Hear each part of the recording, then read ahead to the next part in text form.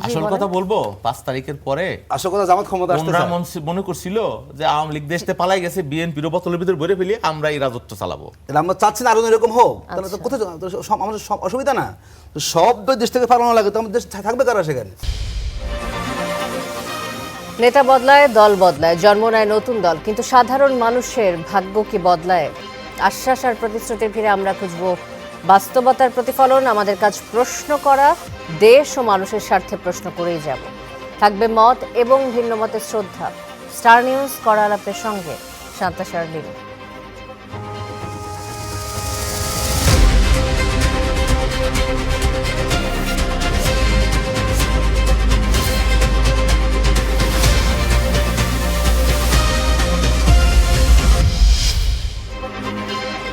দর্শক, আজ কড়া আলাপে আমাদের সাথে স্টুডিওতে উপস্থিত থাকবেন 3 জন সম্মানিত অতিথি। এই মুহূর্তে 2 জন উপস্থিত রয়েছেন আমাদের সাথে, পরিচয় করে দিতে চাই তাদের সাথে। অ্যাডভোকেট আতিকুর রহমান, কর্মপরিষদ সদস্য, বাংলাদেশ জামাতে ইসলামী। আসসালামু আলাইকুম। এবং রয়েছেন ফাহিম মাসরুর, সহ সমন্বয়ক, ভয়েস ফর রিফর্ম। এবং কিছুক্ষণের মধ্যে আমাদের সাথে যুক্ত হবেন শহীদুল ইসলাম বাবুল, সংসদ সদস্য, বিএনপির সাধারণ সম্পাদক, জাতীয়তাবাদী কৃষক দল। দুজনকে স্বাগত জানাচ্ছি কড়া আলাপে স্টুডিওতে। শুরুতে আজ যে বিষয়টি নিয়ে আলোচনাটা শুরু করতে চাই, যে আপনি দেখেছেন যে গতকাল ধানমন্ডিতে সাংবাদিকদের ওপর হামলার পর অ্যাডভোকেট আতিকুর রহমান, আপনাদের দল দুঃখ প্রকাশ করেছে এবং তদন্ত কমিটি করেছে সাংবাদিকের ওপর যে হামলাটি হয়েছে 32 নম্বরে। আওয়ামী লীগের সমাবেশে বিক্ষোভ মিছিল করছিল জামাতে ইসলামী, এবং সেখানে এক সাংবাদিকের প্রশ্নের জবাবে তর্কাতর্কি হয় এবং পরবর্তীতে তাদের ওপর হামলা হয়। সেই হামলার কারণে আপনার দল দুঃখ প্রকাশ করেছে এবং তদন্ত কমিটি করেছে। আমরা জেনেছি গতকাল রাতে যে তদন্ত কমিটি 3 জনের একটি কমিটি গঠন করা হয়েছে, কিন্তু বিএনপির পক্ষ থেকে আপনাদেরকে ইঙ্গিত করে একটা মন্তব্য এসেছে। আমি মন্তব্যটি আপনাকে শোনাতে চাই, যে রুহুল কবির রিজভী, দলের সিনিয়র যুগ্ম মহাসচিব, তিনি বলেছেন যে বিরোধী দল সরকারের বিরুদ্ধে নতুন ফ্যাসিবাদের অভিযোগ তুললেও তাদের নিজেদের মধ্যেই কিছুটা ফ্যাসিবাদী মানসিকতার প্রতিফলন দেখা যাচ্ছে, যেটি আমরা গতকালের ঘটনায় কিছুটা হলেও হয়তো প্রকাশ পায়। এখন এই যে ফ্যাসিবাদী মানসিকতার অভিযোগ তোলা হচ্ছে, এর সম্পর্কে আপনার মন্তব্য কি? জি, ধন্যবাদ আপনাকে, ধন্যবাদ আমাদের সহ-আলোচক এবং যারা শুনছেন। আমরা সবাইকে শুভেচ্ছা এবং সালাম জানাচ্ছি। দেখুন, গতকালকের ঘটনাটি জামাত ইসলামী আনুষ্ঠানিকভাবেই দুঃখ প্রকাশ করেছে। জামাতের কেন্দ্রীয় সংগঠন এবং ঢাকা মহানগরীর দক্ষিণ যারা এটি মিছিলটি আয়োজন করেছে, এটি অনাকাঙ্ক্ষিত বলা হয়েছে, অনভিপ্রেত বলা হয়েছে।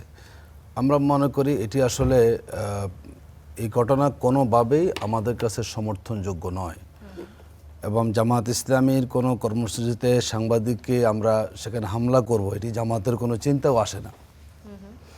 এটা হঠাৎ করে হয়ে গেছে, তাই না? সেখানে হয়তো বক্তব্য নিয়ে কিছু একটা সেখানে হয়েছে। তো যাই হোক, আমরা মনে করি যত কিছুই হোক, যদি কোনো পক্ষ থেকে বাড়াবাড়ি হয়ে থাকে, তারপরেও কোনোভাবে এই আচরণটিকে আমরা দলগতভাবে সমর্থন করতে পারি না। এখন একটা ঘটনাকে দিয়ে যদি আপনি এটাকে ফ্যাসিবাদের বয়ান তোলেন, তাহলে তার আওয়ামী লীগের ফ্যাসিবাদকে তো আরও সহজ হয়ে যাবে সেখানে। দেখুন, আমরা যেটা বলি, জামাত ইসলামের ক্ষেত্রে এই উদাহরণগুলো খুব বেশি আপনি পাবেন না। আমি বলছি একটা উদাহরণও পাওয়া উচিত নয়, আমরা সেই স্ট্যান্ডার্ড মেনটেন করতে চাই। কিন্তু যখন একটা ঘটনা ঘটে যায় কোনো কারণে, সেটাকে দিয়ে আপনি আরও অনেকগুলো বলার চেষ্টা করেন, তখন আমরাও তো বলতে পারি। আমাদের কাছে তো অনেক ইনফরমেশন আছে এরকম, গত 3-4 মাসে প্রতিদিন কিন্তু কোথাও না কোথাও সেখানে কিন্তু সরকার দল দ্বারা সেখানে সাংবাদিক নিগৃহীত করে। আমার এখানে অনেকগুলো ইনফরমেশন আছে, যে প্রথম আলো পত্রিকা, এরপর হল আপনার এখানে যমুনা টিভি, যুগান্তর, বহু জায়গাতেই বিএনপির দ্বারা সাংবাদিকদের ঘটনা ঘটেছে। তো আমরা মনে করি এটি দিয়ে কোনোভাবে রাজনীতি করাটা সমচ্ছিন্ন। আমরা এটি বলতে চাই না যে ঘটনাগুলো ঘটে এটি বিচ্ছিন্ন ঘটে, কারণ কোনো রাজনৈতিক দল এটি কেন হবে? যেই সাংবাদিকরা রাজনৈতিক দলের কর্মসূচি বাস্তবায়ন করে সহযোগিতা করে, তার প্রচার করে, তো তাদের উপরে আক্রোশ নিয়ে তো রাজনীতি করা যায় না। সো এটি একটা বিচ্ছিন্ন ঘটনা। জামাত ইতিমধ্যে তদন্ত কমিটি করেছে, নিঃসন্দেহে তারা আজকে রিপোর্ট পেয়ে যাওয়ার কথা, এবং এটি খুবই গুরুত্ব সহকারে আমাদের সংগঠন নিয়েছে। যারা এখানে দায়ী থাকবেন তাদের ব্যাপারে হয়তো সংগঠন তার জায়গা থেকে সাংগঠনিক ব্যবস্থা গ্রহণ করবেন। এই ঘটনা কোনোভাবে আমরা সমর্থনযোগ্য মনে করি না, এবং সমর্থন করার সুযোগও নেই কোথাও। আমি আবার এটাই আসছি আমাদের আপনার অবস্থান। কাছে। এরই মধ্যে আমাদের সাথে যুক্ত হয়েছেন শহীদুল ইসলাম বাবুল, সংসদ সদস্য বিএনপি, সাধারণ সম্পাদক জাতীয়তাবাদী কৃষক দল। স্বাগত আপনাকে কড়া আলাপে। আমাদের আলোচনাটা শুরু হয়েছিল গতকালকে সাংবাদিকের উপর হামলার ঘটনার উপর ভিত্তি করে যে 3 সদস্যের কমিটি গঠন করেছে জামাত, সেটির উপর কথা বলছি আমরা। শহীদুল ইসলাম বাবুল, আমরা আজ দেখলাম যে দলের সিনিয়র যুগ্ম মহাসচিব আপনাদের দলের রুহুল কবির রিজভী যে মন্তব্যটি করেছেন, বিরোধী দল সরকারের বিরুদ্ধে নতুন ফ্যাসিবাদের অভিযোগ তুললেও তাদের মধ্যেই আসলে ফ্যাসিবাদের কিছুটা মানসিকতার প্রতিফলন দেখা যাচ্ছে। যদিও অ্যাডভোকেট আতিকুর রহমান বলছিলেন যে ফ্যাসিবাদ বলে বিরোধী দলকে আওয়ামী লীগের ফ্যাসিবাদী বিষয়টাকে তারা হালকা করে দেওয়ার চেষ্টা করছে, এমন কথাই বলছিলেন তিনি। আপনাদের কেন মনে হচ্ছে যে 5ই আগস্টের পর যেই রাজনৈতিক পরিবেশ তৈরি হয়েছে সেখানে বিরোধী দল বিশেষ করে জামাত তারা পরম সহিষ্ণুতা দেখাতে ব্যর্থ হচ্ছে, এমন কি মনে হচ্ছে কিনা আপনার? না, থ্যাংক ইউ আপনাকে, আমার সহ আলোচক এবং দর্শক শ্রোতা সবাইকেই। রিজভী আহমেদের যে বক্তব্যটা আপনি কোট করেছেন, উনি বলেছেন যে বিরোধী দল কারণে অকারণেই সরকারি দলকে ফ্যাসিবাদ বলছে।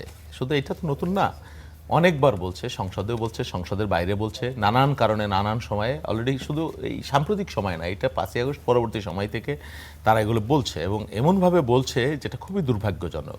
এবং নৌকা ধানের শীষ 2 সাপের 1 বিষ, এটা বোধহয় 6-7 তারিখ থেকে শুরু হয়ে গেছে, বা তারও আগে পরে থেকে। তারপরে মির্জা আলমগীর মির্জা কাদেরের সাথে মিলিয়ে স্লোগান দেওয়া হচ্ছে, বা হাসিনা গেছে যেই পথে বিএনপি যাবে সেই পথে, হ্যাঁ, তারা পালানোরও জায়গা পাবে না, হ্যাঁ, এত প্রাইসে দিল্লিতে, আমরা কোথায় পালাবো, বিএনপি কোথায় পালাবে, এই ধরনের বক্তব্য দায়িত্বশীল নেতারা বলছে। এবং বিএনপি ফ্যাসিবাদ হয়ে গেছে বা মোটামুটি পূরণ করে ফেলছে, কাছাকাছি চলে গেছে, এরকম একটা অবস্থা।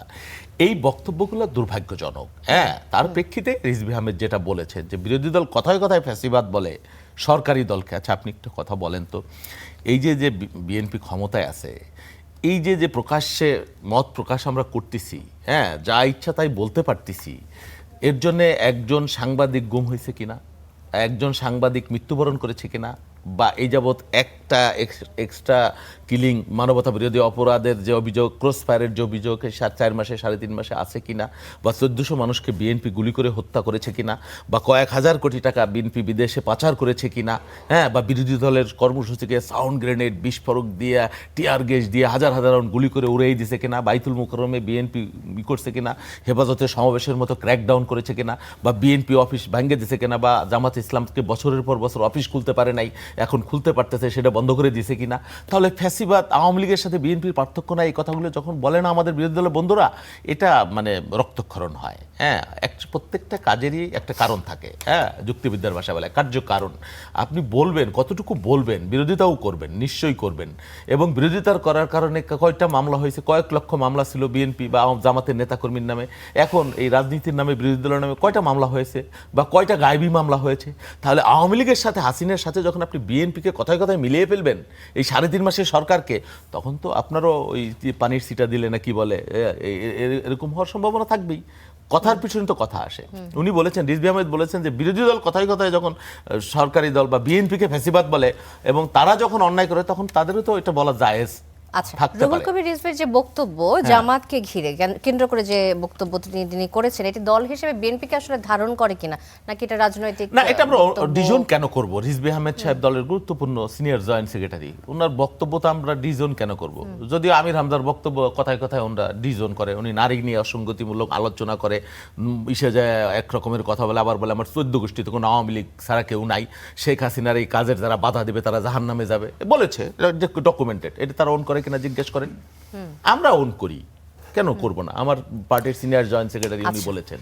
আপনি বলছিলেন যে সাংবাদিকদের গুম করার ঘটনা, খুন করার ঘটনা ঘটেনি বিএনপি সরকারের আমলে, কিন্তু আমরা কিছুদিন আগে লক্ষ্য করলাম প্রতিমন্ত্রীকে নিয়ে নিউজ করার কারণে সাংবাদিক গ্রেফতার হয়েছে, এমন ঘটনা কিন্তু আমরা দেখেছি। আমি বলছি না যেটা ফ্যাসিবাদ, কিন্তু আমি বলছি যে এটা সূত্রপাত আমি বলে মনে ক্লিয়ার করি করি বিষয়টা, না হলে হয়ে যাবে। যেই সাংবাদিককে গ্রেফতার বা উনি সারেন্ডার করতে গিয়ে গ্রেফতার হয়েছেন, তার বিরুদ্ধে মামলা করেছে আরেকজন সাংবাদিক, এবং তিনি প্রেস ক্লাবের সভাপতি। মন্ত্রী মামলা করেন নাই। আমি দেখেছি উনি প্রেস কনফারেন্স করেছে যে এই ঘটনায় মামলা করতে আমি কাউকে দায়িত্ব দিয়ে উৎসাহিত করি নাই, এবং আমার পক্ষ থেকে এটা নিয়ে কোনো নাই, প্রয়োজন হলে সে যদি নির্দোষ হয় অবশ্যই তাকে মুক্তি দেওয়া উচিত, ক্লিয়ার করেছেন। আপনি দেখে থাকবেন, ওই যে কাকের মাংস কাকে খায় না নাকি একটা ব্যাপার আছে, সাংবাদিক আর সাংবাদিকের দ্বন্দ্ব তো থাকতে পারে, আমি জানি না, তারপরেও এটাকে আমরা অন করি না। ডিজোন করি, উচিত না। জি, ধন্যবাদ। ফাহিম মাসরুর, আপনার কাছে আসতে চাই এই প্রসঙ্গে। এই যে নাগরিক সমাজের প্রতিনিধি হিসেবে আপনি কাদা ছোড়াছুড়িকে আসলে কিভাবে দেখেন? দুই দলের কাদা ছোড়াছুড়ি আমরা দেখছি যে এক দল আরেক দলকে ফ্যাসিবাদ বলছে, আরেক দল বলছে তারাই আসলে ফ্যাসিবাদের মানসিকতা রাখে। এখন সাধারণ মানুষ কি বার্তা পাচ্ছে এই ঘটনাগুলো থেকে? আপনার মন্তব্য জানতে চাই। জি, ধন্যবাদ। প্রথমেই আমাকে আমন্ত্রণ জানানোর জন্য আপনাদের অনুষ্ঠানে প্রথমবার আসছি। দেখেন, মানে রাজনীতি থাকলে তো আসলে রাজনৈতিক বক্তব্য থাকবেই। তো সেই জায়গাটাতে আমি আসলে এই যে এক দল আরেক দলকে ফ্যাসিবাদ বলছে, হ্যাঁ ফ্যাসিবাদ টার্মটা হয়তো একটু স্ট্রং টার্ম, বাট এই ক্ষেত্রে কিন্তু আসলে মানে আমি এটাকে খুব মানে অস্বাভাবিক দেখি না। হ্যাঁ, আপনি দেখেন দুই ধরনের ব্যাপার আছে। আমাদের যারা সংসদ সদস্যরা আছেন, সরকারি দল, এখানে বাউল ভাই আছেন, যারা বিরোধী দল আছেন, তাদের সংসদে বক্তব্য কিন্তু আমাদের বেশ আশান্বিত করে। আমরা কিন্তু মানে মাঝে মাঝে সংসদে উত্তেজনা হয়, আজকেও বোধহয় কিছু উত্তেজনা হয়েছিল, বাট জেনারেলি যদি দেখেন প্রথম সেশন হলো এবং বাজেট সেশন শুরু হলো, আমি কিন্তু জেনারেলি সংসদে অ্যাটলিস্ট খুব বেশি মানে যেই টাইপের ল্যাঙ্গুয়েজ মানে জনসভায় হয় সেই টাইপের ল্যাঙ্গুয়েজ কিন্তু দেখি না, এবং এটা আমার কাছে মনে হয় this is a good sign that আমাদের রাজনীতিবিদরাও আসলে নিজেদেরকে ম্যাচিউর করছে এবং আলটিমেটলি কোথায় কোন বক্তব্যটা আসলে দেওয়ার কথা বা সাজে সেটা আছে। আমি এর অর্থ এই না যে অনেক ক্ষেত্রে হয়তো এটা ঠিক মানে সব সাইড থেকেই হয়তো কিছুটা সীমা অতিক্রম হয়তো হয়, বাট আমার কাছে মনে হয় যে সেটা আসলে মানে এটাকে অত মানে মানে অত অবাক হওয়ার মতো কিছু না। মানে রাজনীতিতে হলে আপনি জানেন যে একটা রাজনৈতিক দল যখন জনসমাবেশ করে হাজার হাজার লোক থাকে, তো হাজার হাজার লোক, এটা কিন্তু একটা পারফরমেটিভ আর্ট অলসো। একজন যখন এখানে দুই রাজনীতিবিদ আছেন, ওনারা যখন লোকজনের সাথে কথা বলে তাদেরকে তো আসলে এক ধরনের মানে উত্তেজনা তৈরি করার ব্যাপার থাকে। তো সেই জায়গায় অনেক ধরনের কথা হয়তো আসে, অনেক টার্ম আসে যেগুলো হয়তো অনেক ক্ষেত্রে তারা ফুল মিন করে তাও না। তো সেই ক্ষেত্রে অনেক ধরনের হয়তো স্ট্রং ওয়ার্ড ব্যবহার হয়। তো সেটা আসলে তারা মানে ওইটা নিয়ে আসলে কতদূর মানে যাচ্ছে সেটাও কিন্তু ফ্যাক্টর। অথবা আমি আসলে খুব মানে এটাকে সিরিয়াসলি দেখছি না।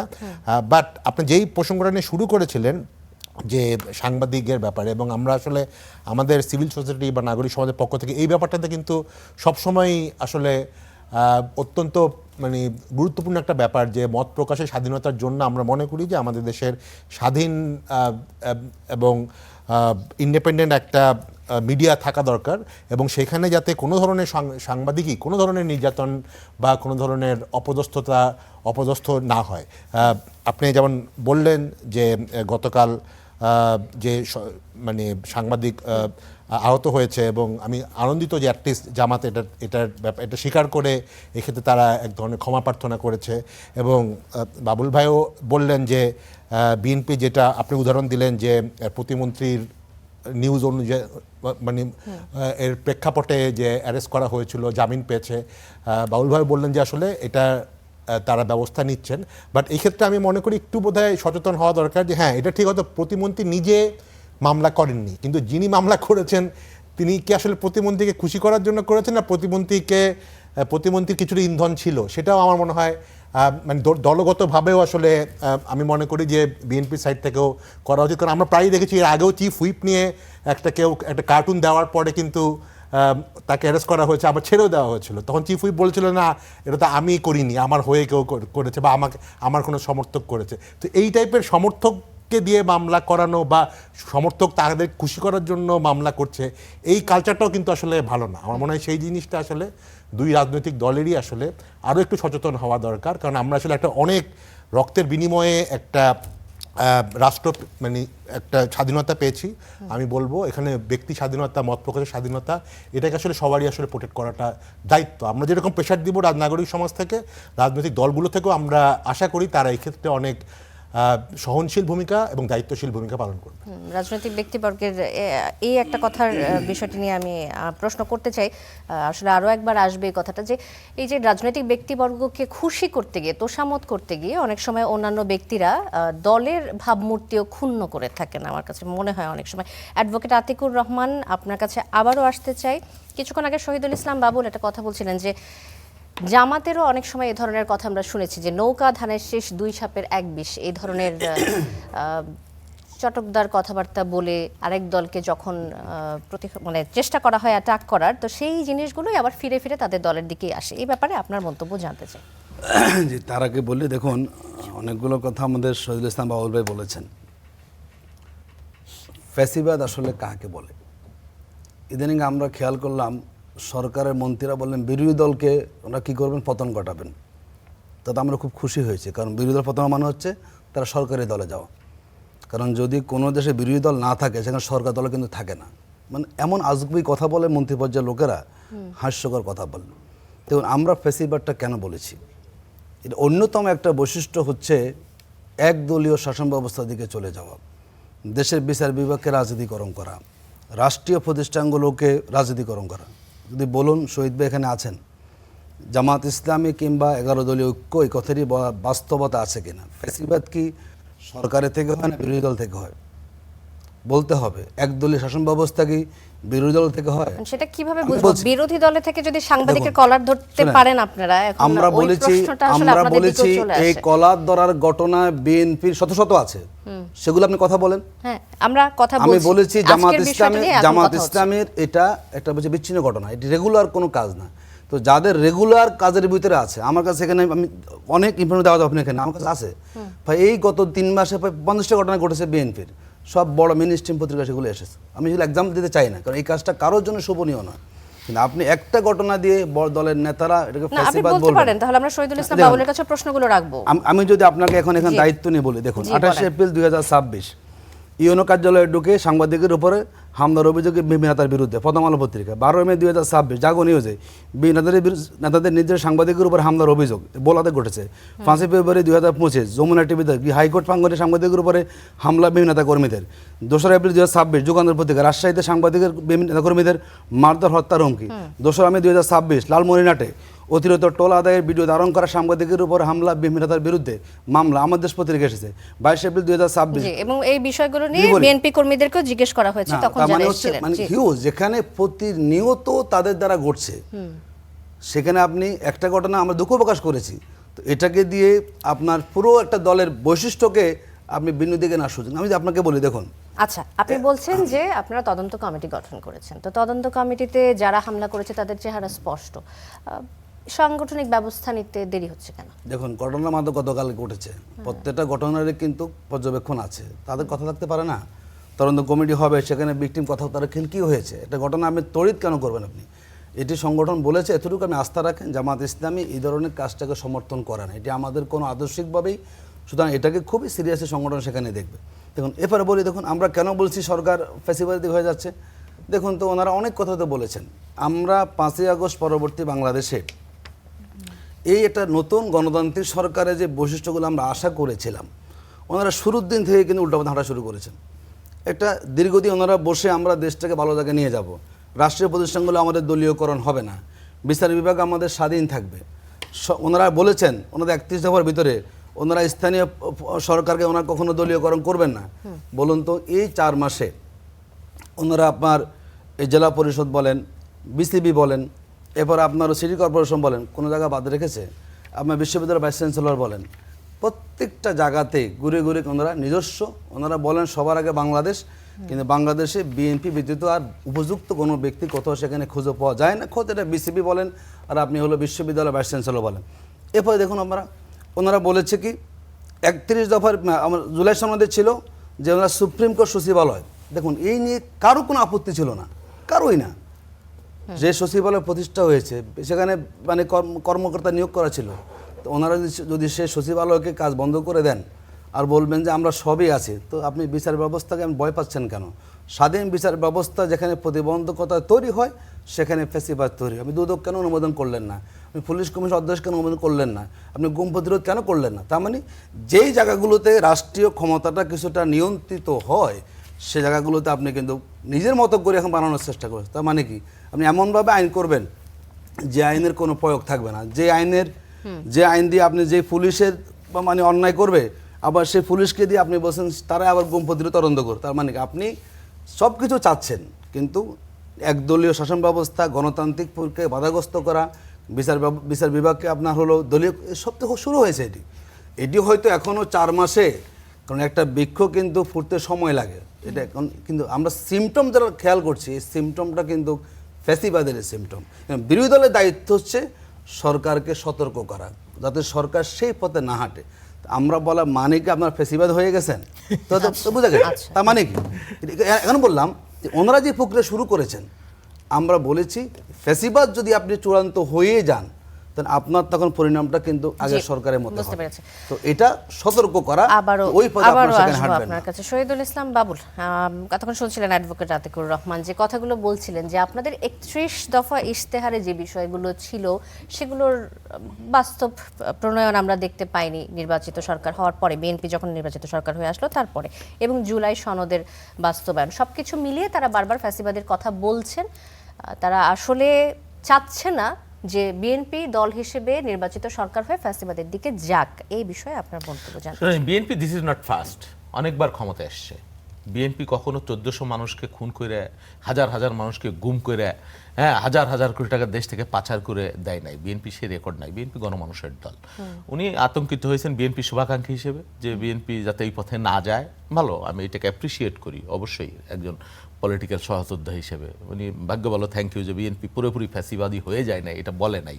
ফ্যাসিবাদ যাতে না হয় তার মানে অবশ্যই উনি বিএনপি শুভাকাঙ্ক্ষী। আপনি নিশ্চিত থাকেন বিএনপি ওই রাস্তায় যাবে না, কোনোদিনও যাবে না। বিএনপি শাসন পরিচালনা করতে গেলে ভুল ব্যত্যয় হতে পারে, দুর্ঘটনাও ঘটতে পারে, কোনো একটা সাংবাদিকও মারা যাবে না, একজন মানুষও মারা যাবে না, এইটা বলা তো যায় না। এত বড় একটা দেশ, কোথায় কোথায় কোন ঘটনা ঘটছে আপনি এটা অ্যাপ্রিসিয়েট করবেন। যে চিফ হুইপের সাথে ভাই যেটা বললো, সেই ঘটনায় চিফ হুইপ পার্লামেন্টে বক্তৃতা দিয়ে বলেছেন যেদিন ঘটনা ঘটেছে তাকে গ্রেপ্তার করা হয়েছে, মিথ্যা একটা উনি ফেসবুকে দিয়েছিলেন। আচ্ছা, এখন সামাজিক মাধ্যমের যুগ, সামাজিক মাধ্যমে মনের মাধুরী মিশিয়ে কার সাথে ছেলেরে মেয়েরে ছেলে বানাই দেওয়া দিচ্ছে। তো নারী হিসেবে আপনাকে তো স্লাট শেমিং শিকার হন আপনি।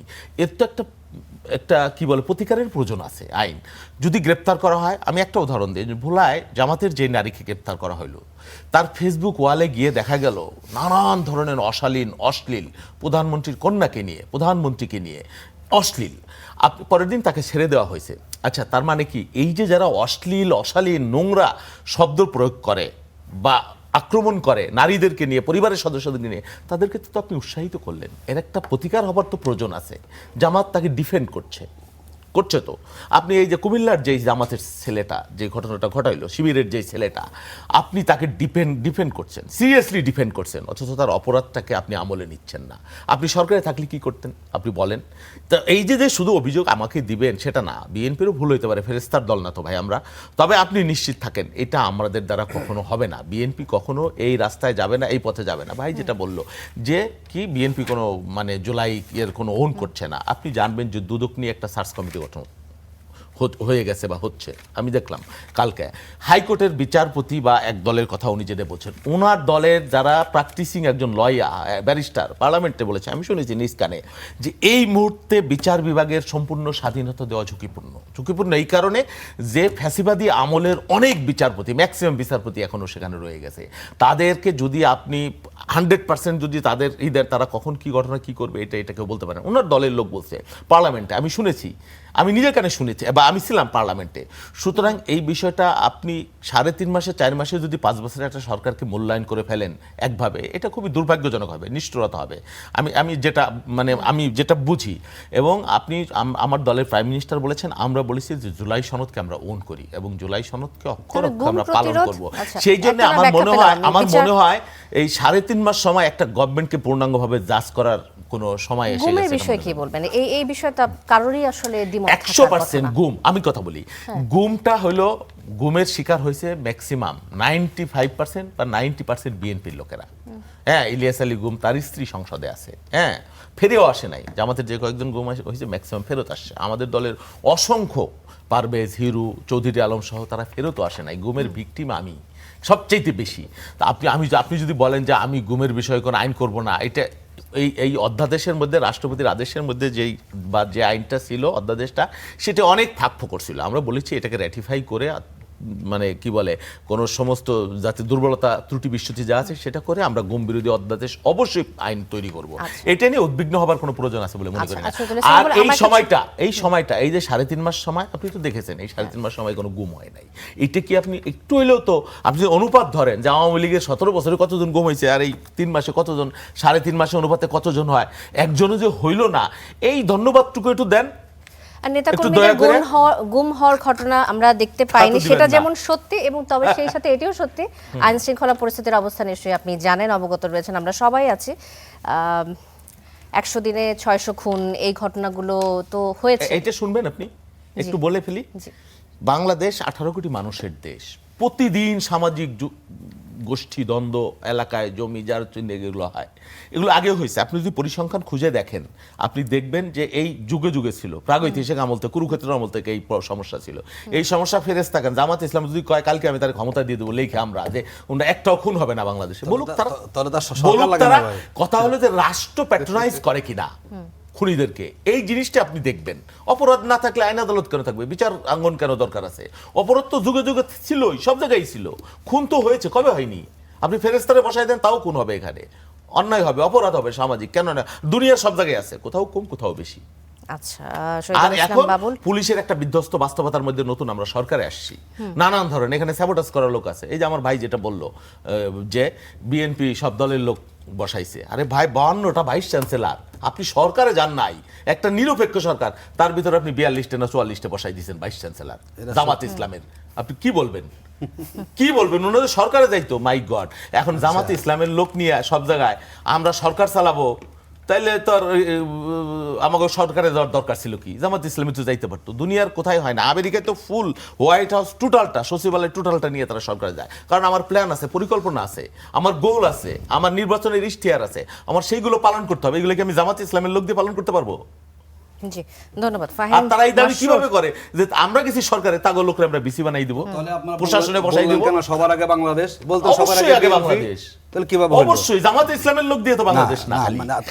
অন্য কাউকে জানেন আপনি? একজন ভাইস চ্যান্সেলর যাদেরকে বসানো হয়েছে তারা ওই চেয়ারে বসে কি দায়িত্ব পালন করে, নিরপেক্ষভাবে করে কিনা, সেটা নিয়ে আপনি প্রশ্ন করবেন। কে বসলো এটা নিয়ে আমি জামাতের লোককে কেন বসাবো? না, আপনার নিজেরাই বললেন যে ব্যাপার। আপনি তো বসাইছিলেন অন্তর্বর্তী সরকারের সময়, তাহলে আপনার এই কমিটমেন্টটা কেন? 55 জনের মধ্যে 44 জন 52 জন বলেন, আপনি 5টা বলেন দেখি।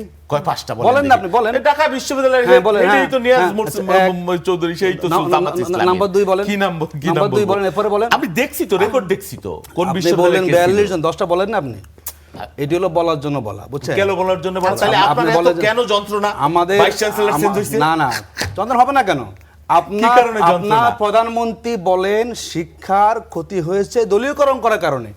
আগের দিন বললেন, পরের দিনে আপনাদের দলের লোকদের বলেছেন আপনারা। আপনারা মুখে বলেন দলীয়করণ হলো শিক্ষক রাজনীতি, তো হয়েছে না? শিক্ষক রাজনীতি, শিক্ষক রাজনীতি নষ্ট হয়েছে না? তো ওই যে শিক্ষক রাজনীতি করে, যে 5-8 যে জামাতের যারা ভাইস চ্যান্সেলর, সেটা কি দলীয়করণ হয় না? যে লাগা ধান লাগা, আচ্ছা নাচতেছে না, সেরকম ভাইস চ্যান্সেলর থাকেন। জামাতের ভাইস চ্যান্সেলর দলীয় না, নাকি জান্নাতি? জামাতের কোন পদের লোক ভাইস চ্যান্সেলর হয় নাই।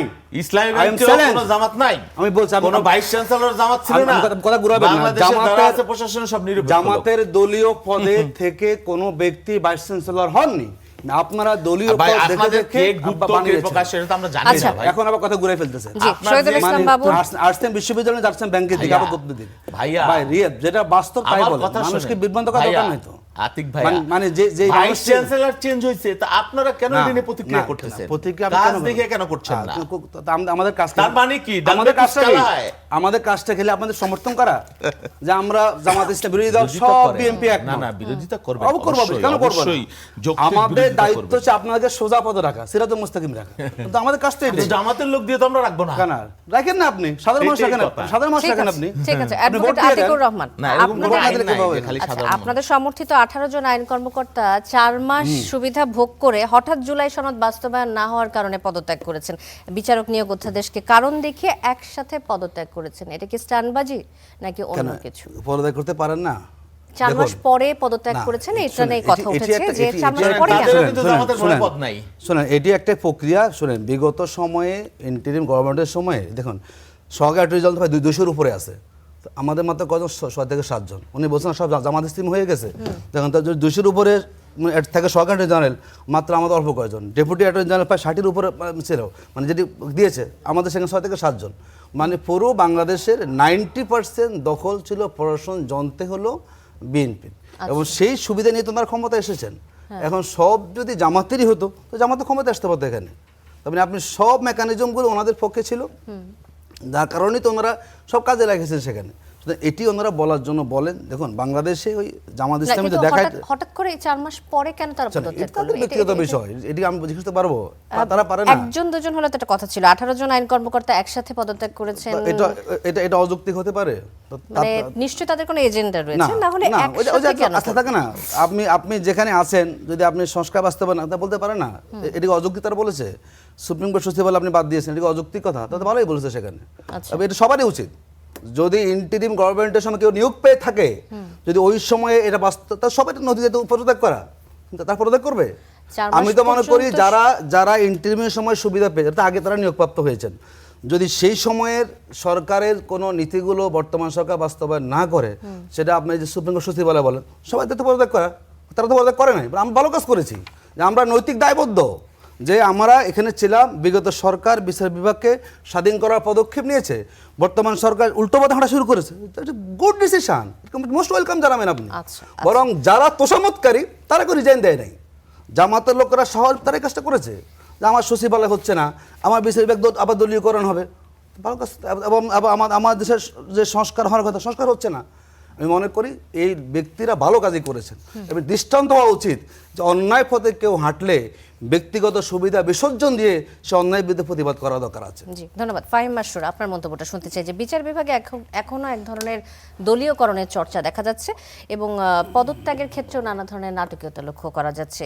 রাষ্ট্র সংস্কার কিংবা জুডিশিয়ারি রিফর্মের যে প্রতিশ্রুতি ছিল, তাই রাজনৈতিক দলগুলোর পারস্পরিক অনাস্থার কারণে বিলম্বিত হচ্ছে কিনা, বাধাগ্রস্ত হচ্ছে কিনা, কি মনে হচ্ছে? জি দেখেন, আসলে আমার কাছে মনে হয় যে গত 4 মাসে অনেক কিছুর মধ্যে আমাদের একটা বড় জিনিস কিন্তু কিছুটা হলো হারিয়ে গেছে, বা একটু হয়তো আলোচনার আড়ালে চলে গেছে।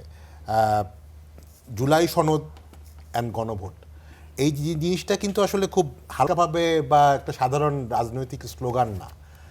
বাংলাদেশের প্রায় 70%, 69%-এর কিছু বেশি লোক বা ভোটার কিন্তু গণভোটে হা ভোট দিয়েছে, এবং গণভোটে হা কি জিনিসে হা ভোট ছিল সেটা কিন্তু অলরেডি মানে খুব স্পষ্টভাবে লেখা ছিল, এবং বাংলাদেশের জনগণ কিন্তু ভোট দিয়েছে। এই গণভোটটা করা হয়েছিল জুলাই সনদের উপর ভিত্তি করে, এবং আমরা দেখছি যে বিএনপির পক্ষ থেকে, বর্তমান সরকারের পক্ষ থেকে বলা হচ্ছে যে জুলাই সনদ অক্ষরে অক্ষরে বাস্তবায়ন হবে। কিন্তু আমি ব্যক্তিগতভাবে জুলাই সনদ এবং গণভোটের মধ্যে একটু পার্থক্য কিন্তু করি, কারণ জুলাই সনদে এটা ঠিক যে বাবুল ভাই হয়তো বলবে যে জুলাই সনদে কিছু কিছু জায়গা ছিল যেখানে বিএনপি নোট অফ ডিসেন্ট ছিল, এটা অস্বীকার করার কোনো উপায় নাই। তো এটা বিএনপির সাইড থেকে কিন্তু বিএনপি এখন যদি বলে যে আমরা জুলাই সনদ বাস্তবায়ন করব, নোট অফ ডিসেন্ট নিয়েই বাস্তবায়ন করবে, এটা হচ্ছে বিএনপির বক্তব্য। কিন্তু আমরা নাগরিক সমাজ যেভাবে চিন্তা করছি, এটা এখন কোন রাজনৈতিক দল, এটা জামাত কি বলছে বা এনসিপি বলছে, তার থেকে বড় কথা আমরা কিন্তু এই গণভোটের সময় বা গণভোটের প্রায় 1-2 মাস আগে থেকেই কিন্তু গণভোটের এই হা যাতে মানে জিতে আসে, আমরা সবাই কিন্তু এটাতে কাজ করেছি। এবং আমরা দেখেছি যে মাননীয় প্রধানমন্ত্রী ইলেকশনের আগে কিন্তু মোস্ট প্রবাবলি 1 সপ্তাহ আগে রংপুরে জনসভায় কিন্তু জনগণকে, বিএনপির ভোটারদেরকে হা ভোটের পক্ষেই কিন্তু, এবং তখন কিন্তু আসলে হা ভোটে কি লেখা থাকবে তখন কিন্তু অলরেডি পাবলিশ হয়ে গেছে। তো সেটা কিন্তু এক ধরনের মানে কমিটমেন্ট। ইন্টারিম গভর্নমেন্ট থেকেও হা ভোটের কথা বলা হয়েছে, ইন্টারিম ঠিক আছে, আমি বুঝলাম যে ইন্টারিমের কোনো উদ্দেশ্য ছিল না উদ্দেশ্য ছিল সেটা অন্য তর্ক, কিন্তু অ্যাটলিস্ট মানে প্রতিটা দল এখন যেই রাজনৈতিক দলগুলো সংসদে মানে প্রতিনিধিত্ব করতে, সবাই কিন্তু হা ভোটের পক্ষে। জনগণ হিসাবে বা আমরা নাগরিক সমাজের পক্ষ হিসেবে তো হা ভোটের পক্ষেই, কেননা আমাদের মনে হয়েছে যে যেই মানে বেসিক যেই একেবারে কাঠামোগত সংস্কারগুলো, তার মধ্যে যেটা আপনি একটা বললেন যে বিচার বিভাগের স্বাধীনতা, এটা কিন্তু বিএনপির 31 দফাতে যেরকম ছিল, বিএনপির ম্যানিফেস্টোতে কিন্তু ছিল যে বিচার বিভাগের জন্য একটা স্বতন্ত্র সচিবালয় প্রতিষ্ঠা করা। তো সেটাতে আমরা অফকোর্স এটাতে আমি বলবো যে খুব আশাহত হয়েছি, হতাশ না, হয়েছি। সেই সাথে শহীদুল ইসলাম বাবুল তো আজকে উল্লেখ করলেন যে সংসদে আসলে জামাতপন্থী একজন নেতাও বলছেন যে বিচার বিভাগের স্বাধীনতা হলে আসলে না, যেটি পরিষ্কার করছিলেন কিছুক্ষণ আগে। এটাকে আরেকটু ক্লিয়ার করি, আমি যদি আরেকটু শেষ করে ক্লিয়ার দিই। করি। এই আশঙ্কা থেকে আপনাদের দুই দলের আসলে একমত কিনা আপনারা? ক্লিয়ার করি এই জি। বিষয়টা। আপনি 5 তারিখের পরে বোধহয় দেখেছিলেন একটা জুডিশিয়াল কু হওয়ার একটা প্রচেষ্টা হয়েছিল, কিন্তু যেটা ছাত্র জনতা কিন্তু প্রতিহত করেছিল। কে করেছিল, কিভাবে করেছিল, সেই আশঙ্কা তো উড়িয়ে দেওয়া যায় না। উড়িয়ে দেওয়া যায়? সেই বিচারপতিরই তো আছে ম্যাক্সিমাম এখনো। সেই জন্য আপনি কার হাতে কি দিবেন, মানে খুনির হাতে, ডাকাতের হাতে যদি আপনি অস্ত্র দিয়ে দেন, আমি বলছি না ডাকাত, হ্যাঁ, যদি কার হাতে আপনি কি দিবেন, কখন দিবেন, সেই প্রেক্ষাপট বিষয়টা, এই বিষয়ে আমার মনে হয় সরকারি দল বিরোধী দল খুব কাছাকাছি ঐক্যবদ্ধ কাছাকাছি আছে, কিন্তু নাগরিক সমাজ আসলে না, কাছাকাছি নেই। এই ফাহিম ক্ষেত্রে না, মাসুদ। এই ক্ষেত্রে আমি হয়তো বাউল ভাইয়ের সাথে এই ক্ষেত্রে একমত হব না যে কে মানে একটা আশঙ্কা থেকে মানে বিচার বিভাগীয় কু থেকে আপনারা এটার ব্যাপারে নেগেটিভ।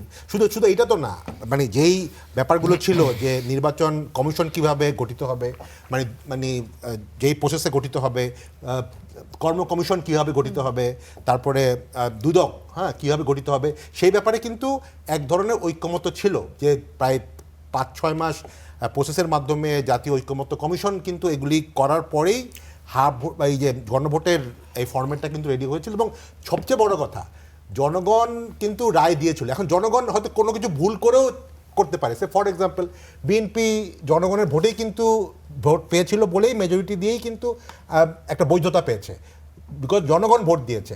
এখন কেউ যদি জামাত যদি বলে যে বিএনপি জনগণ ভুল করে বিএনপিতে ভোট দিয়েছে, এটা বললে তো হবে না, কারণ বিএনপিকে জনগণ ভোট দিয়েছে এবং সেটা তার বৈধতা।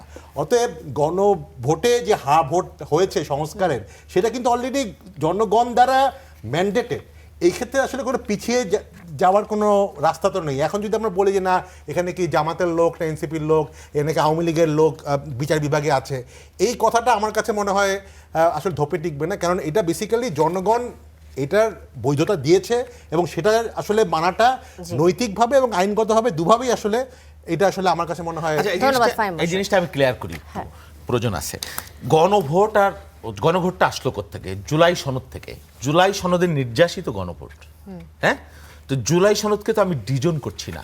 জুলাই সনদ যদি গণভোট হয়ে থাকে, তাহলে জুলাই সনদ নিয়ে তো কোনো আপত্তি নেই। জুলাই সনদে আপনাদের নোট অফ ডিসেন্ট আছে। আচ্ছা, গণভোটে আচ্ছা, এই জায়গাটায় যদি একটু পার্থক্য থেকে থাকে, 90% আর 10% পার্থক্য যদি থেকে থাকে, তাহলে আমি জুলাই সনদকে তো আমি ওন করছি না, যেটা মূল ভিত্তি গণভোটের এবং যেটা সমস্ত রাজনৈতিক দল দিনের পর দিন আলোচনা করে তৈরি করেছে, সেটাকে আপনি কই রাখছেন? বলা হয় যে গণভোটের আদেশটাই অবৈধ, বাদ দিলাম অবৈধ, এটা প্রয়োজন নাই, ওই ডিবেটে যাওয়ার প্রয়োজন নাই। আমি জুলাই সনদকে কেন অন করছি না? এবং জুলাই সনদের মধ্যে সমস্ত সমস্যার সমাধান করা আছে, যে ওই যেটা আপনি বলছেন কিভাবে বাস্তবায়ন হবে, কি হবে, এবং নোট অফ ডিসেন্টের বিষয়ে কিন্তু পরিষ্কার করে বলা আছে জুলাই সনদের ওখানে, যে যেই দল নির্বাচিত হবে, নোট অফ ডিসেন্ট শুধু আমি দেইনি, আমার যদি নির্বাচিত হতো তারও নোট অফ ডিসেন্ট দেওয়া আছে নারীদের বিষয়ে। তো এই যে বিষয়গুলো এখন পরিষ্কার করে বলা, যারা বিজয় হবে নোট অফ ডিসেন্টের বিষয়ে, তারা বিষয়গুলো তাদের মতো করবে।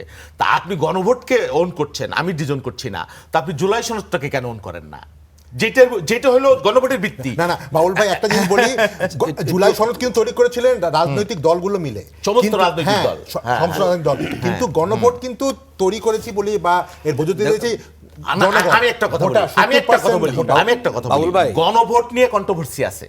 গণভোট আসলে ফাহিম মাসুদ যেটা বলতে চাচ্ছে, গণভোটে 4 কোটি, কিন্তু জুলাই সনদ নিয়ে তো কোনো মানুষ কন্ট্রোভার্সি হ্যাঁ নাই। ভোটকে জয়ী করেছে। আমার কথা শুনেন, এই কারণে কথাটা বলছেন উনি যে সাধারণ মানুষ চাচ্ছে। আমি বলি জুলাই সনদ নিয়ে কোনো কন্ট্রোভার্সি আছে? এটা হলো, আপনি যদি ঐক্যমতের কথা বলেন 100% বা আওয়ামী লীগ ফ্যাসিস্ট বাদে সমস্ত মানুষের ঐক্যমত হলো জুলাই সনদে। তো জুলাই সনদ কি দোষ আমি করলো? জিজ্ঞাসা করতে চাই, গণভোটটা আসলে কেন প্রয়োজন দেখা দিল? যদি জুলাই সনদ সব হতো, গণভোট কেন হলো? যেহেতু জুলাই সনদে সবাই ঐক্যমত হয় নাই, নোট অফ ডিসেন্ট দিয়েছেন, তখন জনগণ দেখেছে কি করেছে?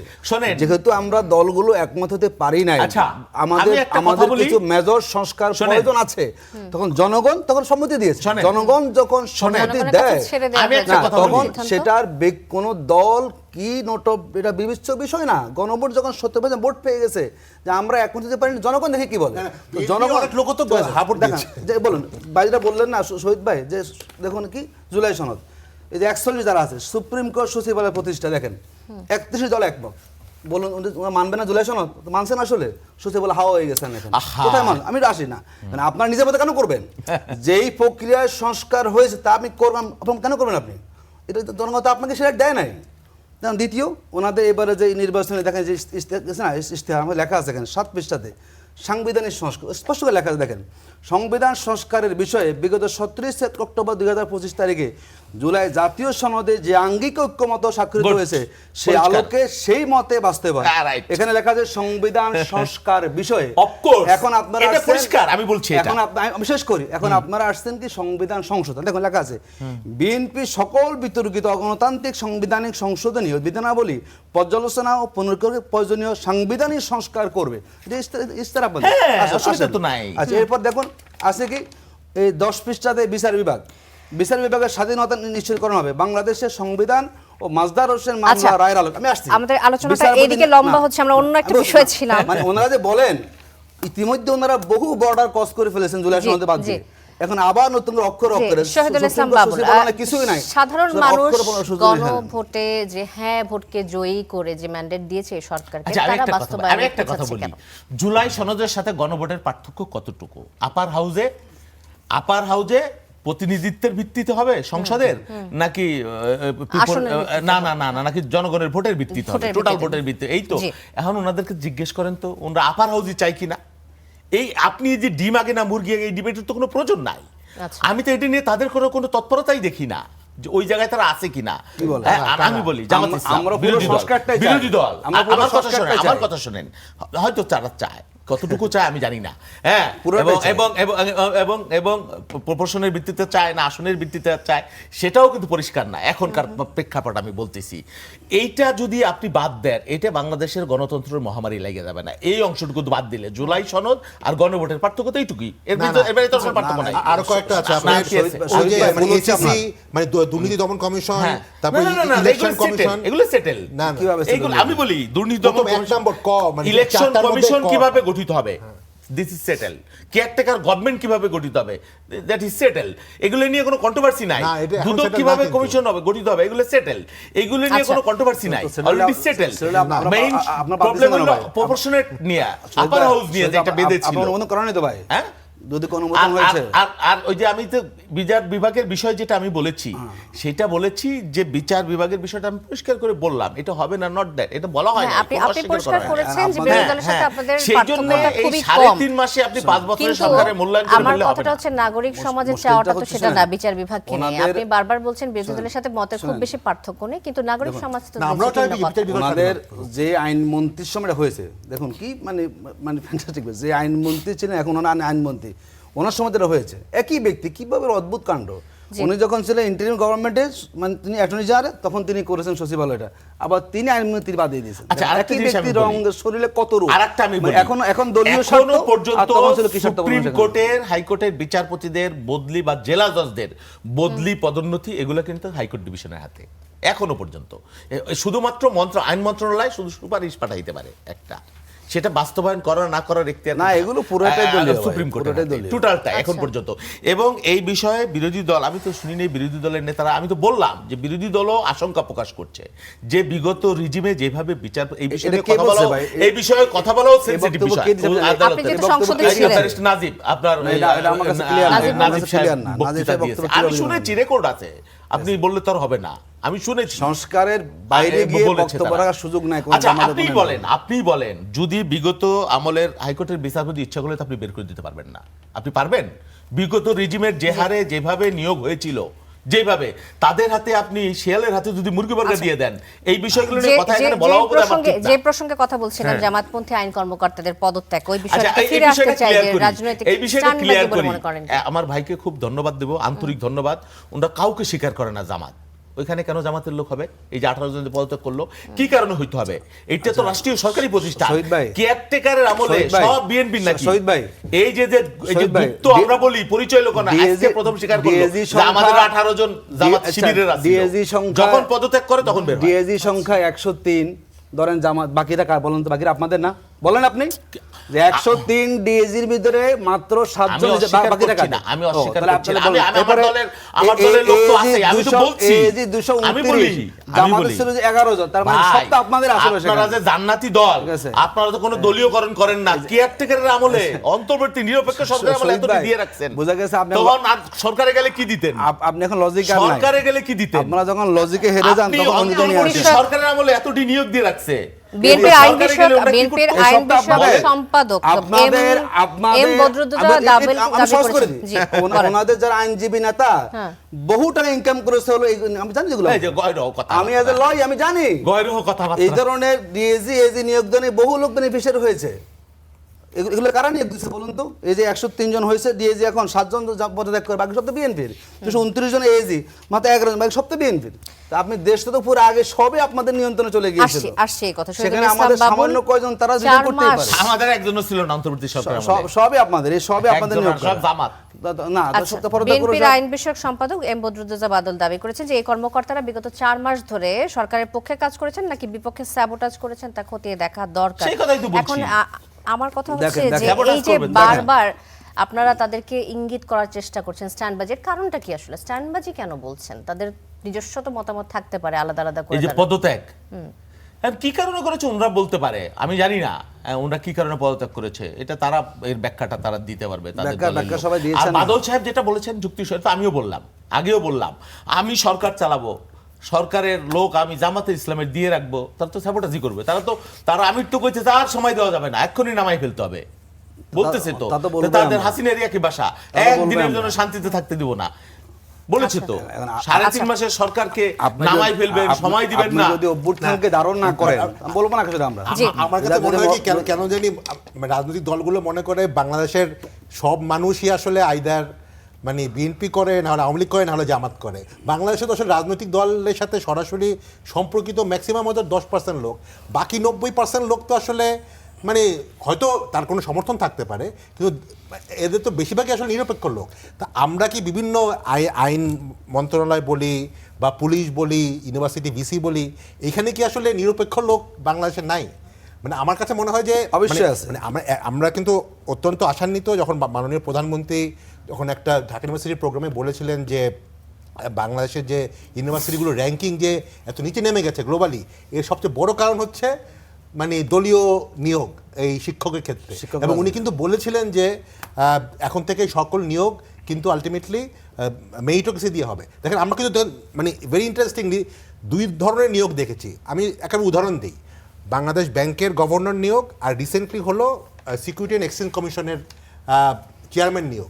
সিকিউরিটি অ্যান্ড এক্সচেঞ্জ কমিশনের যে চেয়ারম্যান হয়েছে ওনাকে কিন্তু সবাই খুবই মানে রেসপেক্ট করে এবং he is a very qualified person. উনাকে যখন নিয়োগ করা হলো আমি একটা লোককেও দেখিনি মানে কোন বলেছে যে এই নিয়োগটা সঠিক হয় নাই। সবাই কিন্তু আমরা যারা ব্যবসা করি বা অন্য জায়গায় যারা, সবাই কিন্তু এটাকে খুব মানে সাপোর্ট করেছে এবং এটাকে প্রশংসা করেছে। ওয়ারাজ বাংলাদেশ ব্যাংকের যখন নিয়োগ হলো গভর্নরের, তখন কিন্তু সবাই এটার বেশিরভাগ ক্ষেত্রে ক্রিটিসাইজ করেছে এবং বিদেশি মানে দাতা সংস্থাগুলোও কিন্তু ক্রিটিসাইজ করেছে। তো দেখা যাচ্ছে যে বিএনপি অনেক জায়গায় কিন্তু মানে কোয়ালিফাইড এবং নিরপেক্ষ প্রফেশনাল লোকজনকে হায়ার করছে এবং খুব এটাকে আমরা সবাই এটাকে এই সাপোর্ট জায়গায় করছি। একটা কিন্তু মিনিট কিছু কিছু আমি- জায়গায় কিন্তু দলীয় লোক চলে আসছে, একটা জায়গায় না হলেও ধন্যবাদ। চলতো আর কি। আচ্ছা ধন্যবাদ। শোনেন, আমি বলি ব্যাংকের মধ্যে রাজনৈতিক নিয়োগদের প্রভিশন ছিল। আর্থিক প্রতিষ্ঠান, গুরুত্বপূর্ণ প্রতিষ্ঠান ডাইরেক্টর দিত প্রত্যেক, এবং লুটপাট হয়েছে এগুলা। এবং ব্যাংকিং যে আইন পরিবর্তন করেছিল পরিবার কেন্দ্রিক লুটপাটের জন্য, আইনটাও বাতিল হয়েছে। এবং ব্যাংকের মধ্যে প্রধানমন্ত্রী সিদ্ধান্ত নিয়েছেন কোনো, আমার কথাটা জি, শেষ করি, জি। কোনো রাজনৈতিক লোক নিয়োগ দেবেন না, এখন পর্যন্ত দেননি কিন্তু। আচ্ছা। এটা একটা। আরেকটা বলি, ঢাকা বিশ্ববিদ্যালয়ের ভাইস চ্যান্সেলর, জাতীয় বিশ্ববিদ্যালয় সবচেয়ে বড় বিশ্ববিদ্যালয় যে ভাইস চ্যান্সেলর, ঢাকা বিশ্ববিদ্যালয়ের ভাইস চ্যান্সেলর বিএনপি করেন, এটা সত্য, অসত্য তো না। তার একাডেমিক ক্যারিয়ার আপনি একটু খুঁজে দেখেন তো, যে কে এসছে। খুবই ভালো উদ্যোগ। জাতীয় বিশ্ববিদ্যালয়ের প্রফেসর আমানুল্লাহ, আমি বলি অত্যন্ত উনি আনন্দিত কোন কালে কোনদিন নির্বাচিত বিএনপি সরকারের দিকে করেছেন, হাঁটছে। তার একাডেমিক জি। ক্যারিয়ারটা আপনি একটু খুঁজে দেখেন তো, যে অযোগ্য লোক কিনা। আমরা না, আরো অত্যন্ত ভালো তো আনন্দিত লোক শহীদুল থাকতে ইসলাম পারতো না। বাবুল নন নির্বাচিত পলিটিক্যাল সরকারের খারাপ দিকে কিনা? হাঁটছে, ঠিক আছে। আমি আসলে একটা হ্যাঁ, অন্য তাহলে প্রশ্ন সেটি রাখতে অযোগ্য লোক দিল কিনা? শহীদুল ইসলাম বাবু। ওনারা আর্থিক প্রতিষ্ঠানে এসে লোক প্রাণ এসালামকে নিয়ে আসছেন আবার দেখেন যে কোথায় এসালাম যে দিয়ে আসছে? আসালাম আশ্চর্য ব্যাংক লুট ব্যাপার। করেছে। এই যে আরেক বিতর্ক, এখানে তো কোনো কথা আছে। এই সাল একটু বলতে দিন দয়া করে। আপনারা আনলেন নাহলে না স্টার নিউজের বদনাম হয়ে যাবে। ফরিদপুরে আগে ডেপুটি পুলিশ গভর্নর হেফাজতে করছে না আপনার ছাত্রলীগ খসরু কর্মীর সাহেব। মৃত্যুর ঘটনা উনি তো ঘটেছে direct শহীদুল ইসলামের ইসলাম সুবিধা বাবুল বললো। ওনার দ্বারা ব্যাংকের টাকা লুট হয়েছে, আমি তাকে আমরা কেন একটু লেনদেন ভিন্ন বন্ধ করে প্রসঙ্গে আসতে চাচ্ছিলাম। ফরিদপুরে পুলিশ হেফাজতে ছাত্রলীগ কর্মীর মৃত্যুর ঘটনায় সঠিক তদন্ত দাবি করে ফেসবুক পোস্ট দিয়েছেন আপনার দলের সদস্য সচিব AKM কিবরিয়া, ফরিদপুর জেলা বিএনপির সদস্য সচিব। তিনি বলেছেন যে বর্তমান গণতান্ত্রিক সরকারের পুলিশের বয়ান ও হাসিনা সরকারের পুলিশের বয়ানের মতো। ছাত্রলীগ কর্মীর মৃত্যুর ঘটনার কারণে এই ধরনের কমেন্ট আসছে। এখন মাঠ পর্যায়ে নেতারা পুলিশি নির্যাতন ও হত্যার অভিযোগ তুলছেন, সরকার না, কেন এই শোনেন, ব্যাপারে পদক্ষেপ আমি নিচ্ছে না? পদক্ষেপ নেয় না, এটা ঠিক না। এবং যার কথা বললেন যে সেক্রেটারি যে বিবৃতি দিয়েছেন বা ফেসবুকে লিখেছেন, আমি দেখেছি, আমরা অ্যাপ্রিসিয়েট করেছি। পার্থক্যটা কিন্তু এই জায়গা যে একজন লোক, আমি জানি এই লোকটা হার্ট অ্যাটাকে মৃত্যুবরণ করেছে। হ্যাঁ, মানুষ যে কেউ মারা যাইতে পারে, জেলখানায় অনেক লোক মারা গেছে, আমি দেখছি, জানি এরকম ঘটনা, কেউই চিরকাল বেঁচে থাকবে না। প্রত্যেকটা মৃত্যুই দুঃখজনক, দুর্ভাগ্যজনক, কোনো ডিফেন্ড করছি না। কিন্তু একজন মানুষ তো উনি বাড়ি থাকলেও তো মৃত্যুবরণ করতে পারতো। পুলিশি নির্যাতনে মৃত্যুবরণ করেছে না, এইটাই হলো এক গুরুত্বপূর্ণ ইস্যু। এবং যার হেফাজতে ছিল তিনি ইতিমধ্যে বরখাস্ত হয়ে গেছেন ইতিমধ্যে, এবং এটা তদন্ত কমিটি গঠন হয়েছে। এইটা আর আমার দলের সেক্রেটারি যখন এটার একটা জবাবদিহিতা চায়, তখন বুঝতে হবে যে পার্থক্যটা আগের চাইতে এখানে কি পার্থক্য তৈরি হয়েছে। আওয়ামী লীগের আমলের, আমি এই যে বিগত দিনে যত মানুষ ক্রসফায়ার এগুলিতে, আওয়ামী লীগের একটা পাতি নেতা কোনোদিন বলেছে যে এটা কেন হইলো? আমরা এটা তদন্ত চাই, বিচার চাই। বিএনপি এবং আওয়ামী লীগের পার্থক্যটা এখানে। জি, আতিকুর রহমান এই বিষয়ে কিছু যোগ করতে চান? আমরা শোনেন, আমরা মনে করি বিএনপি আওয়ামী লীগ না হোক, আশা করি এটা আমরা আশা, কারণ আমরা মনে করি অভ্যুত্থানের পরবর্তী কোনো বিএনপি চেলেও আওয়ামী লীগ হতে পারবে না। কিন্তু আমরা না, যেটা দেখি, আপনারা আসলে শুভাকাঙ্ক্ষী, এটা বোঝা যাচ্ছে, আমরা যেটা দেখি, বারবার দেখুন, সতর্ক করছেন। বিএনপির কখনো সরকার প্রধান দেখেন, ওনারা 96 বিদায় নিয়েছেন না, এই ক্যারেক্টারকে করতে করতে সে পর্যন্ত ওনারা কিন্তু ক্ষমতা হারিয়ে ফেলেছেন। আবার 6 সালে এসে বিচারপতির মেয়াদ বাড়ানো নিয়ে, মানে ওনারা কিন্তু ক্ষমতা আসেন ঠিকই মেজরিটি নিয়ে, যখন যাওয়ার সময় অদ্ভুত কাণ্ড ঘটান, কিছু তারা নীতিমন্ত্রী থাকে, চেঞ্জ হবেই না। ঠিক 96-এ হয়েছে হলো ক্যারেক্টারকে সরকার নিয়ে, শোষণীয় পরে হয়েছেন। আবার 2006 এসে বিচারপতিদের বয়সে বাড়াইতে হবে, কি তখন শরীর দেখুন লাস্টে গিয়ে কী হলো। আমরা মনে করি বাংলাদেশের এখন টেকসই হওয়া দরকার। সরকার যদি অগণতান্ত্রিক হয়, সরকার যদি ফ্যাসিবাদের পথে হাঁটে, যদি বিএনপি সরকার ফ্যাসিবাদের পথে হাঁটে, তাহলে সবচেয়ে সুবিধা তো বিরোধী দলের, তারা জায়গা নিতে পারবে, তাই না? সরকার চলে যাবে আওয়ামী লীগের মতো করে। আমরা মনে করি বাংলাদেশের একটা সরকার প্রধান এরকম দেশ থেকে পালানোর পরে, এটা আমরা চাচ্ছি না আরো এরকম হোক, তাহলে তো কোথায় আমাদের অসুবিধা না। সব দেশ থেকে পালানো লাগে, তো আমাদের দেশ থাকবে কারা সেখানে? শিক্ষা নেওয়া উচিত যে এরকম যদি কেউ ফ্যাসিবাদের পথে হাঁটে, তারও কিন্তু এই পরিণতি হবে। আমার বন্ধুরা, আসল কথা কি কব, আসল কথা বলবো, 5 তারিখের পরে আসল কথা জামাত ক্ষমতা আসছে, মনে করছিল যে আওয়ামী লীগ দেশতে পালাই গেছে, বিএনপির বোতলের ভিতর ভরে ফেলি, আমরা এই রাজত্ব চালাবো। আমরা রেবি পার্টিটা দুই চারজন আছে, এই কারণে 5 তারিখের পরে বলা শুরু করছে আওয়ামী লীগ গেছে যেই পথে, বিএনপি যাবে সেই পথে। আচ্ছা, আতিকুর রহমান মাত্র বলেছেন আসল কথা জামাত ক্ষমতা এসেছে, এটা বলেছেন। জামাত ক্ষমতা আসবে, ওরা বিএনপি যে পথে আছে অবশ্যই জামাত ক্ষমতায় চলে আসবে। আনন্দে ওনাদের ঘুম হচ্ছে না, আর আমরা ঘুমাই স্বপ্ন দেখি জামাত ক্ষমতা এবারে আসবে। বিমানের চাকা খুঁজে পাবো কিনা রে ভাই, ক্ষমতা আমাদের এবারে আসবে। এই যে বক্তব্য ওনারা বলছে, আপনি ইঞ্জিনিয়ারিং করেছেন, আওয়ামী লীগের উপর নিয়েছেন, আপনারা আওয়ামী লীগের উপর নিয়েছেন, এরকম বক্তব্য দিয়েছে শেখ হাসিনা বলছেন না 5 তারিখের পরে যে বিএনপি একমাত্র রাজনৈতিক দল যারা ক্ষমতায় যাওয়ার আগে মানুষ পতন চায়। সেই বিএনপির মানুষ 51% ভোট দিয়ে ক্ষমতায় আইছে। সুমনান জামাতের বক্তব্য ওইগুলো যদি আপনি ধরেন, তাহলে বাংলাদেশে কেউ থাকবে না, শুধু জামাত ইসলাম। এর মধ্যে আওয়ামী লীগের ভোট আছে কমকে 10% ভোট আপনি আওয়ামী লীগে নিছেন। এই ভাই নিছেন, আমাকে শেষ করতে হচ্ছে।